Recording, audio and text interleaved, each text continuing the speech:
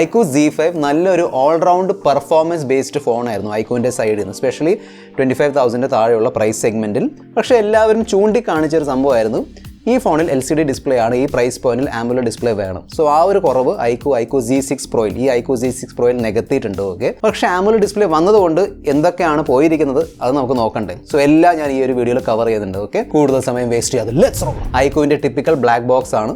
Let's unbox. Phone മാറ്റി വെക്കാം. Silicone TPU case, 66 വാട്ടിൻ്റെ ചാർജർ, ആക്ച്വലി 80 വാട്ട് വരെ സപ്പോർട്ട് ചെയ്യുന്നുണ്ട്. Okay, as per the charger. പക്ഷേ ഫോൺ 66 വാട്ടിൻ്റെ ഫാസ്റ്റ് ചാർജിങ് ആണ് സപ്പോർട്ട് ചെയ്യുന്നത്. Type C charging cable, documentation and finally sim ejector pin. പ്ലാസ്റ്റിക്കിൻ്റെ ബാക്ക് ആണ് വരുന്നത്. ഓക്കെ, നല്ല മാറ്റ് ഫിനിഷ് കൊടുത്തിട്ടുണ്ട്, അങ്ങനെ സ്മജസ് ഒന്നും വരുന്നില്ല. ഫ്രെയിം പ്ലാസ്റ്റിക്കിൻ്റെതാണ്. ഇതിൻ്റെ ക്യാമറ മോഡ്യൂൾ വിചിത്രമായിട്ട് തോന്നി. അതായത് 2 വലിയ റിങ്സ് വരുന്നുണ്ട്. മേളത്തെ റിങ്ങിലാണ് മെയിൻ സെൻസർ, താഴത്തെ റിങ്ങിൽ ultrawide sensor and macro sensor ആണ് കൊടുത്തിരിക്കുന്നത്. ഈ ഒരു ഡിസൈനിനെ കുറിച്ചുള്ള നിങ്ങളുടെ അഭിപ്രായം താഴെ കമന്റ് ബോക്സിൽ എഴുതി അറിയിക്കുക. ഓക്കെ, 187 ഗ്രാം ആണ് വെയിറ്റ്, 8.5 mm ആണ് തിക്നെസ്. ഓക്കെ, സോ വെയിറ്റും തിക്നെസ്സും ഓക്കെ ആണ്. പിന്നെ 6.4 ഇഞ്ചിന്റെ ഡിസ്പ്ലേ ഉള്ളതുകൊണ്ട് നമുക്കൊരു 1 ഹാൻഡ് ഫോൺ എന്നൊക്കെ പറയാൻ പറ്റും. ഓക്കെ, അങ്ങനെ വലിയ ഫോണൊന്നുമല്ല. കംഫർട്ടബിൾ ഫാക്ടർ കിട്ടുന്നുണ്ട്, കയ്യിൽ ഹോൾഡ് ചെയ്യുമ്പോൾ ആ ഒരു കംഫർട്ടബിൾ ഫാക്ടർ അല്ല, കംഫർട്ടബിൾ ഫീൽ കിട്ടുന്നുണ്ട് കയ്യിൽ ഹോൾഡ് ചെയ്യുമ്പോൾ. 6.4 ഇഞ്ചിന്റെ AMOLED ഡിസ്പ്ലേ ആണ് കൊടുത്തിരിക്കുന്നത്. 180 ഹെർട്സിന്റെ ആണ് ടച്ച് സാമ്പിളിംഗ്. കളേഴ്സ് ഒക്കെ ഓക്കെ ആണ്. AMOLED ഡിസ്പ്ലേ ആയതുകൊണ്ട് ആ ഒരു 0 ലെവൽ ബ്ലാക്സ് കിട്ടുന്നുണ്ട്. The best AMOLED panel in this price range ആണോ എന്ന് ചോദിച്ചാൽ അല്ല. ഇതിനേക്കാളും ബെറ്റർ AMOLED ഡിസ്പ്ലേ ഞാൻ ഈ പ്രൈസ് റേഞ്ചിൽ കണ്ടിട്ടുണ്ട്.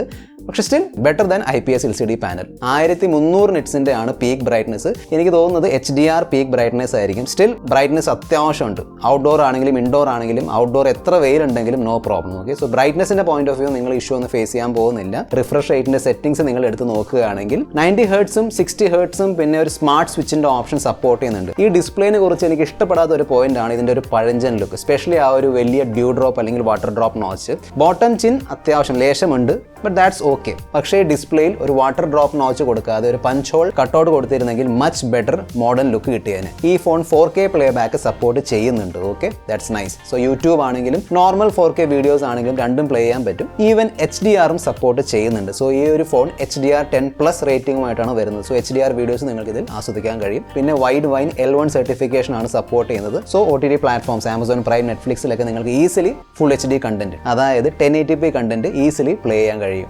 ബോട്ടം ഫയറിംഗ് മോണോ സ്പീക്കേഴ്സ് ആണ് കൊടുത്തിരിക്കുന്നത്. സോ ഇവിടെ കോസ്റ്റ് കട്ടിംഗ് വന്നിട്ടുണ്ട്. iQOO Z5ൽ ഡ്യുവൽ സ്റ്റീരിയോ സ്പീക്കേഴ്സ് ആയിരുന്നു. ഓക്കെ, അത് കൊടുക്കേണ്ടതായിരുന്നു ഈ പ്രൈസ് സെഗ്മെന്റിൽ. സ്പെഷ്യലി iQOO പോലുള്ള ബ്രാൻഡിൽ നിന്ന് നമ്മൾ സ്റ്റീരിയോ സ്പീക്കേഴ്സ് പ്രതീക്ഷിക്കുന്നുണ്ട്. ഓഡിയോ ക്വാളിറ്റി ഓക്കെ ആണ്. ഓക്കെ, ഓഡിയോ ക്വാളിറ്റിയുടെ പോയിന്റ് ഓഫ് വ്യൂ ഇഷ്യൂ ഒന്നുമില്ല. പക്ഷേ ഹെഡ്ഫോൺ ജാക്ക് വരുന്നില്ല. iQOO Z5ൽ ഹെഡ്ഫോൺ ജാക്ക് ഉണ്ടായിരുന്നു, ഇത്തവണ ഹെഡ്ഫോൺ ജാക്കും എടുത്ത് മാറ്റിയിട്ടുണ്ട്. AMOLED ഡിസ്പ്ലേ ആയതുകൊണ്ട് ഇൻ ഡിസ്പ്ലേ ഫിംഗർ പ്രിന്റ് സ്കാനറിന്റെ ഓപ്ഷൻ കൊടുത്തിട്ടുണ്ട്. നല്ല രീതിയിൽ വർക്ക് ചെയ്യുന്നുണ്ട്, നല്ല ഫാസ്റ്റ് ആണ്, സെക്യൂർ ആണ്. No issues with in display finger print scanner. അതേ രീതിയിൽ ഫേസ് അൺലോക്കും സ്മൂത്ത്ലി വർക്ക് ആവുന്നുണ്ട്, no problem. Z axis linear motor ആണ് കൊടുത്തിരിക്കുന്നത്. സോ നല്ലൊരു ഹാപ്റ്റിക് ഫീഡ്ബാക്കിന്റെ എക്സ്പീരിയൻസും കിട്ടുന്നുണ്ട്. പലരും iQOOന്റെ സർവീസ് സെന്ററുകളെ കുറിച്ച് ചോദിക്കാറുണ്ട്. iQOO ആക്ച്വലി വിവോന്റെ ഒരു സബ് ബ്രാൻഡ് ആണ്. സോ വിവോന്റെ ഏത് സർവീസ് സെന്ററിലും നിങ്ങൾക്ക് നിങ്ങളുടെ iQOO ഫോൺസ് സർവീസിംഗിന് വേണ്ടി കൊടുക്കാൻ പറ്റും. 64 മെഗാ പിക്സലിന്റെ ഓംനി വിഷൻ സെൻസർ ആണ് വരുന്നത്. 8 മെഗാ പിക്സലിന്റെ അൾട്രാവൈഡ്, 2 മെഗാ പിക്സലിന്റെ മാക്രോ, 4K 30 FPS ആണ് മാക്സിമം വീഡിയോ റെസൊല്യൂഷൻ. 16 മെഗാ പിക്സലിന്റെ സെൽഫി ക്യാമറ ആണ് കൊടുത്തിരിക്കുന്നത്. 1080p 30 FPS ആണ് മാക്സിമം സെൽഫി വീഡിയോ റെസൊല്യൂഷൻ. എനിക്ക് ഓക്കെ ആയിട്ടാണ് തോന്നിയത്. സ്പെഷ്യലി ഹ്യൂമൻ സ്കിൻ ടോൺ ഒക്കെ, ഹ്യൂമൻ സബ്ജക്റ്റിന്റെ സ്കിൻ ടോൺ ഒക്കെ ഓക്കെ ആണ്. നോർമലി iQOOന്റെ സ്കിൻ ടോൺ ഒക്കെ ഓക്കെ ആയിരിക്കും. ലൈറ്റ് കൺട്രോൾ സ്പെഷ്യലി നല്ലതാണ്. അതായത് വെയിലത്തൊക്കെ നിന്ന് ഫോട്ടോ എടുക്കുമ്പോഴും നല്ല ലൈറ്റ് കൺട്രോൾ വരുന്നുണ്ട്. ഫോർ എക്സാമ്പിൾ ഈ ഫോട്ടോന്റെ ബാക്ക്ഗ്രൗണ്ടിൽ നല്ല വെയിലുണ്ട്, സ്റ്റിൽ അത് ബ്ലോൺ ഔട്ട് അല്ലെങ്കിൽ ഓവർ എക്സ്പോസ്ഡ് ആയിട്ടൊന്നും വരുന്നില്ല. ലൈറ്റ് ഒക്കെ നല്ല രീതിയിൽ തന്നെ കൺട്രോൾ ചെയ്യുന്നുണ്ട്. നോർമൽ ഫോട്ടോസും നല്ലതാണ്, അത്യാവശ്യം ഡീറ്റെയിൽസും കളേഴ്സും ഡൈനാമിക് റേഞ്ച് ഒക്കെ വരുന്നുണ്ട്. No problem with the normal photography also. Ultrawide photos soft ആണ് തീർച്ചയായിട്ടും, കാരണം 8 മെഗാ പിക്സൽ അൾട്രാവൈഡ് ആണ് വന്നിരിക്കുന്നത്. കളേഴ്സും നല്ല രീതിയിൽ മെയിൻറ്റെയിൻ ചെയ്യുന്നില്ല. അതായത് മെയിൻ ക്യാമറ ഫോട്ടോസിൽ കിട്ടുന്ന ഒരു കളർ ഉണ്ടല്ലോ, ഒരു വൈബ്രൻസ്, അതിവിടെ കിട്ടുന്നില്ല. ചില ഫോട്ടോസിൽ കളേഴ്സ് ഒക്കെ മാറുന്നുണ്ട്, ലേശം മങ്ങിയ സെറ്റപ്പിലാണ് വരുന്നത്. സോ അത്രയും കൺസിസ്റ്റന്റ് ആയിട്ട് എനിക്ക് തോന്നിയില്ല ഇതിന്റെ അൾട്രാവൈഡ് ക്യാമറ പെർഫോമൻസ്. പോർട്രേറ്റ് ഫോട്ടോസും നല്ലതാണ്. സ്പെഷ്യലി പോർട്രേറ്റ് ഫോട്ടോസിലുള്ള സ്കിൻ ടോണിന്റെ ഒരു വൈറ്റനിങ് ഉണ്ടല്ലോ, വെളുപ്പിക്കൽ, അത് iQOO ഇപ്പം കുറച്ചിട്ടുണ്ട്. സ്റ്റിൽ ആ ഒരു സ്മൂത്ത്നിങ് എന്തായാലും നടക്കുന്നുണ്ട്, എന്നാൽ ഓവർ ആവുന്നില്ല. ഈവൻ എഡ്ജ് ഡിറ്റക്ഷൻ ആണെങ്കിലും ബാക്ക്ഗ്രൗണ്ട് ബൊക്കെ ബ്ലർ ആണെങ്കിലും അതും വളരെ നാച്ചുറൽ ആയിട്ട് തന്നെ വരുന്നുണ്ട്. നൈറ്റ് മോഡിന്റെ പെർഫോമൻസ് ഓക്കെ ആണ്, കുറച്ചും കൂടി ഡീറ്റെയിൽസ് വേണ്ടിയിരുന്നു. ചില ഫോട്ടോസിൽ സോഫ്റ്റ്നെസ് കയറി വരുന്നുണ്ട്. ബ്രൈറ്റ് ലൈറ്റ് ഒക്കെ നല്ല രീതിയിൽ ഹാൻഡിൽ ചെയ്യുന്നുണ്ടെങ്കിലും കുറച്ചും കൂടി ബെറ്റർ ഓപ്റ്റിമൈസേഷൻ്റെ ആവശ്യമുണ്ടായിരുന്നു. 4K 30 FPS ആണ് മാക്സിമം വീഡിയോ റെസൊല്യൂഷൻ. സ്റ്റെബിലൈസേഷൻ കിട്ടുന്നില്ല കേട്ടോ. സോ സ്റ്റെബിലൈസേഷൻ വേണമെങ്കിൽ ഇവിടെ ഒരു സ്റ്റാൻഡേർഡ് സ്റ്റെബിലൈസേഷൻ മോഡ് ഉണ്ട്, അത് ആക്ടിവേറ്റ് ചെയ്യേണ്ടി വരും. അത് ആക്ടിവേറ്റ് ചെയ്യുമ്പോൾ ക്രോപ്പിംഗ് ഫാക്ടർ, അതായത് വീഡിയോസ് ക്രോപ്പ് ആവുന്നുണ്ട്.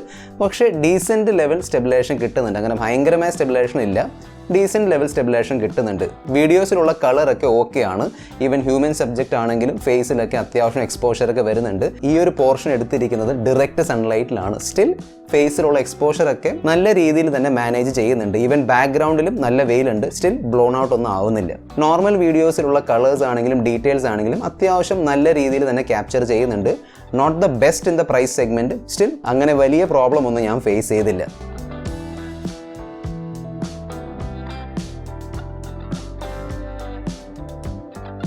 Selfie camera performance is impressive. Selfie photos ആണെങ്കിലും വീഡിയോ ആണെങ്കിലും നല്ല ക്വാളിറ്റി ഉള്ള പെർഫോമൻസ് ആണ് കിട്ടുന്നത്. ഏത് ലൈറ്റിംഗ് കണ്ടീഷൻ ആണെങ്കിലും നല്ല ഐ പ്ലീസിങ് സെൽഫി ഫോട്ടോസ് കിട്ടുന്നുണ്ട്.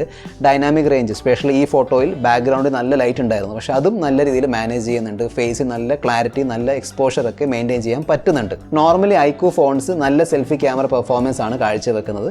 ഇവിടെയും അങ്ങനെ തന്നെയാണ്, നല്ല സെൽഫി ക്യാമറ പെർഫോമൻസ് ആണ് കിട്ടുന്നത്.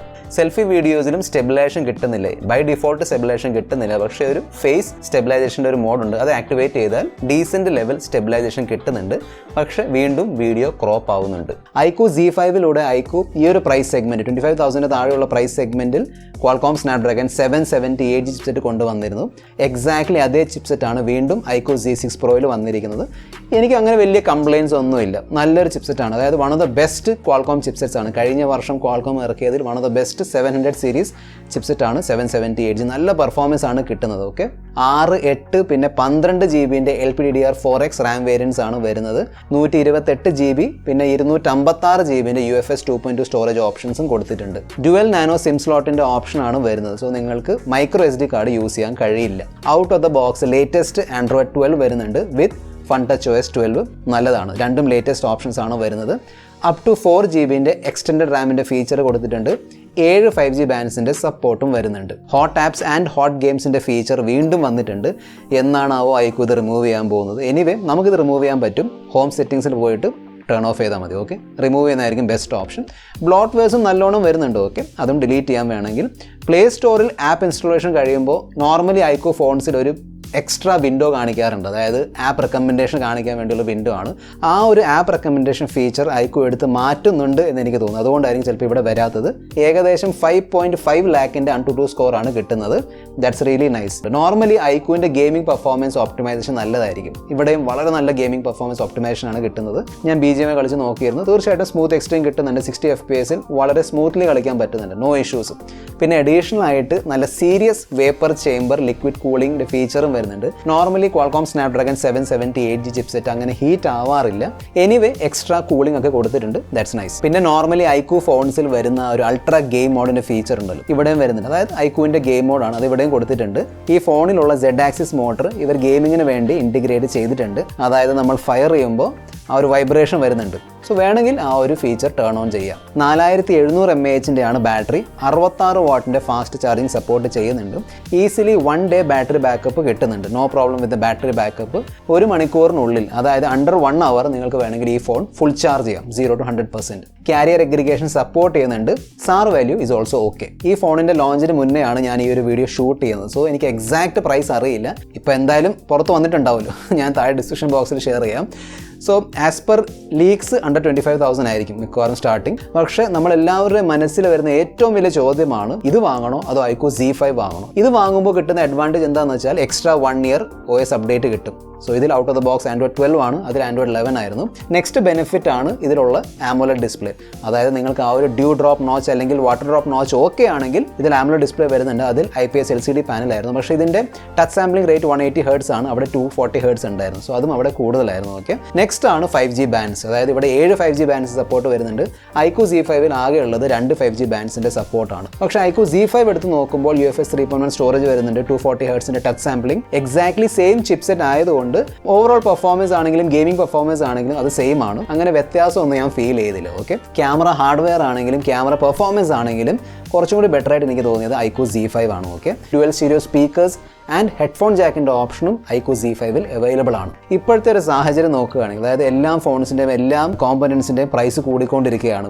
ബോക്സിൽ നിന്ന് ചാർജർ വരെ കാണാതാവുന്നുണ്ട്. ആ ഒരു സാഹചര്യത്തിൽ 25,000 താഴെ നല്ലൊരു ഡീസെൻറ്റ് ഓപ്ഷനാണ്. ദി ബെസ്റ്റ് അല്ലെങ്കിൽ one of the best option എന്ന് ഞാൻ പറയില്ല, പക്ഷേ ഒരു ഡീസെൻറ്റ് ഓപ്ഷനാണ്. സ്പെഷ്യലി AMOLED പ്ലസ് പെർഫോമൻസ് നോക്കുന്നവർക്കായി നല്ലൊരു ഡീസെൻറ്റ് ഓപ്ഷനാണ്.